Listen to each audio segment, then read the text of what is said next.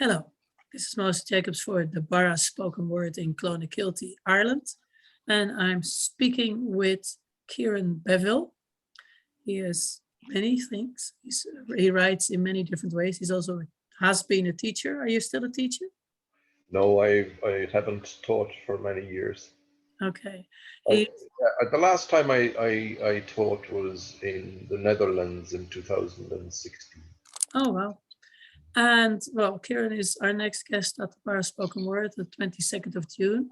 We've met him there before at the open mic, but this is his first special guest slot, and not before time because he has just, when did you publish your latest poetry collection, Plays a Part? Yes. When was that? 2021? 2022, earlier this year. Okay. I can't remember exactly when, maybe April. Yes, it was April. It was early April. And it's the fourth one. And when was your first, when did you first start publishing poetry? Well, many years ago when I was a teenager, I used to frequent the White House Bar, which is a literary bar in Limerick. And I had poems published in various magazines and journals like Ciphers and so on. But then I went off on a different route and I only came back to writing 4 or 5 years ago.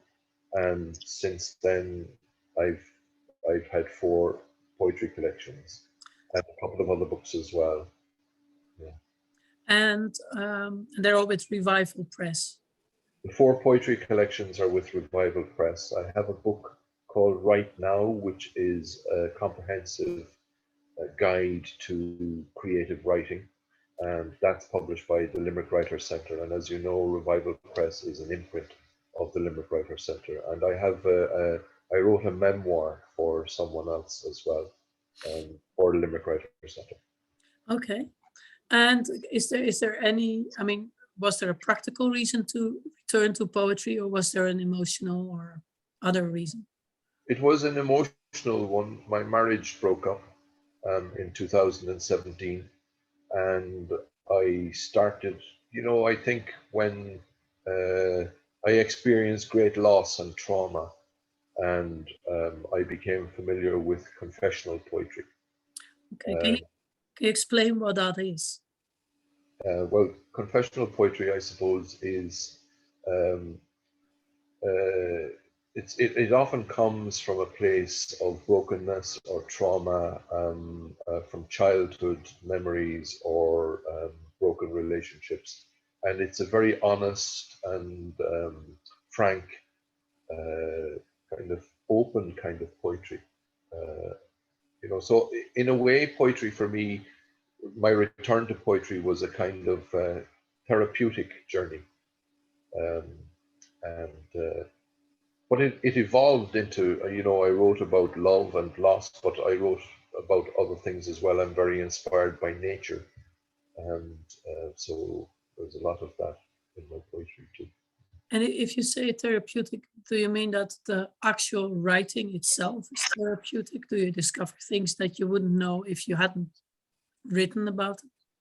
Yeah, I think it helps. It helped me, and I think it helps a lot of people to understand the emotions they're experiencing, and by just processing all of it.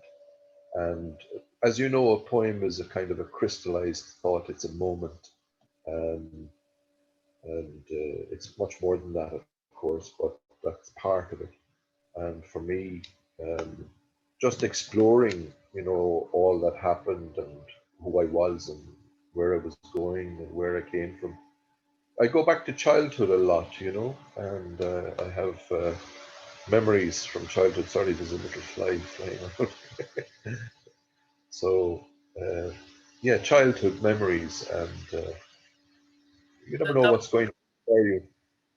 That would be considered, that you consider traumatic. No, not necessarily. I had very happy childhood memories. It's not all bleak and negative and kind of wailing into the void, I have some very happy childhood memories that I write about, like going to the cinema, collecting bottles, washing bottles and selling them, you know, lemonade bottles and so on for the price of a cinema ticket, and things like that. So yeah, I've had a very happy childhood. So I draw from that. At the moment, you are Limerick's Poet Laureate. Is that correct? Is That's that your right. title? Yeah. And what does that mean exactly? What do you do there? Well, April was Poetry Month, you know, in Limerick City and elsewhere in Ireland and internationally. And so I had quite a few responsibilities. I read at the University of Limerick. I read in a men's shed. I um, uh, I read in a nursing home. I read at poetry readings. I was MC for other poets at poetry events. There was the launch of my book. There was a special kind of civic ceremony as well to launch, not me, but to launch April is Poetry Month for the Limerick Writers Centre. And I was honoured at that and appointed laureate. And so no big money or anything, unfortunately. Yes, that's always, it's, you know, poetry is not well rewarded in most cases. No, Should be though. unless you win the Nobel Prize like Seamus Heaney or someone like that. Yeah, I also heard, but I'm not sure if it still applies, but there was like a kind of $1 million prize for in the Arabic world for the best poet. That Yeah, sounds like a good deal. yeah, yeah. In the Arab world, you said, is it? Yeah. Yeah, well, I'll have to get cracking on that. Well, can you say a little bit about, because you wrote a non-fiction book about creative writing? What was its name exactly? Yeah, it's called Right Now, a practical guide to creative writing. A practical guide to becoming a writer. Okay. Right Now, a practical guide to becoming a writer. I have them here. I can show you the covers, but I'd have to leave the screen to get them. Okay, can you say very succinctly what it is, what your approach is towards creative writing? Well, there's various chapters. I cover every genre, you know, short story, novel, poetry, um, and it's a book that's designed really to encourage people um, to start and to continue, to be disciplined in the practice of writing. And I think a lot of people have an ambition to write and they have ideas, but putting them together, that's the difficult bit. is Steve this said, book available in bookshops and or will you take it with you when you read at the bars on the 22nd? I won't, I have only one copy and it's out of print. Oh, that's a shame. So I'll bring people to look at it, and but if they want, um, I kind of use the material as a basis for creative writing courses. Is that something that's ongoing? Are you teaching creative writing at the moment? Yeah, well, no, at the moment I'm not, but I might again, you know. So it's I prefer focus my time now on writing my own work, really. But you know, sometimes I mentor aspiring writers, and Okay. so you know, you never know. I might take a group, you know, if the opportunity arises. And could you say, lastly, could you talk a little bit about your latest poetry collection, A Place Apart? Yeah, a place apart. It refers to Limerick, really, but everybody has a special place, and for me, that special place is my home, Limerick. I spent most of my life in Cork City and in West Cork. Um, more time in Cork than I spent in Limerick, but I returned a few years ago, bought a house here in Limerick, and so some of the poems are, you know, as I say, of a confessional nature. Less so I think that has diminished in the poetry collections from 1, 2, 3, and 4. There's much less of that now. So I'm focusing on other themes. Um, and yeah, so nature features. I'm inspired by nature. Childhood memories feature, and a little bit of love and loss, not too much, you know.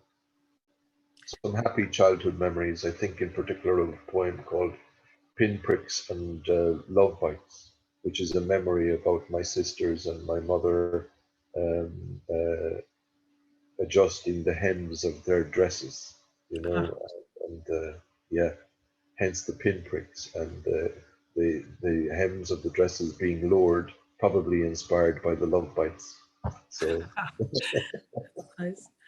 Okay, and lastly, you're also writing new poetry at the moment. Is that yes, yeah, writing is ongoing for me. A bit of a hiatus at the moment since the publication of A Place Apart. But no, I write.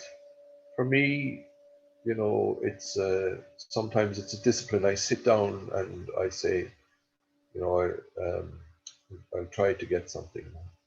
You know, I don't wait. I don't necessarily always wait for inspiration. But I'm taking a bit of a break at the moment. okay? But would you have like when you're in full flow, would you have regular times to write, or would you Yes, write? early in the morning. And I find if I write a poem, it might come to me immediately, which is great but rare.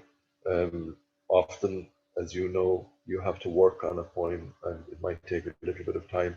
But I feel once I've written the poem, if you know if I've spent 2 hours or 3 hours at my desk and I've written a poem, that's it. I won't try to write something else. I feel that's good enough for a day. Ah, And I think a writer needs solace and stimulation. You know, I'm trying to get that balance right in my life.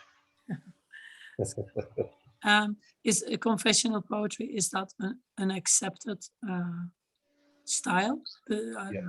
Yes, it was very popular in the 1950s and 1960s. Poets like Sylvia Plath Okay. and others. Uh, yeah, they were. It's people have said that it has died out, you know, in the 70s. From the 70s on, it became modernist poetry and so on. But I don't believe that's true. I think a lot of people still write, you know, from the heart, confessional poetry. Okay. Well, I look forward to hearing you read in DeBarra's Guilty on Wednesday, the 22nd of June from 8:30 onwards. Yes. Okay, Okay. there will be an open mic, of course. Thank you very much, Kieran. Thank you to Mose. Thank you. Okay, bye-bye. Bye.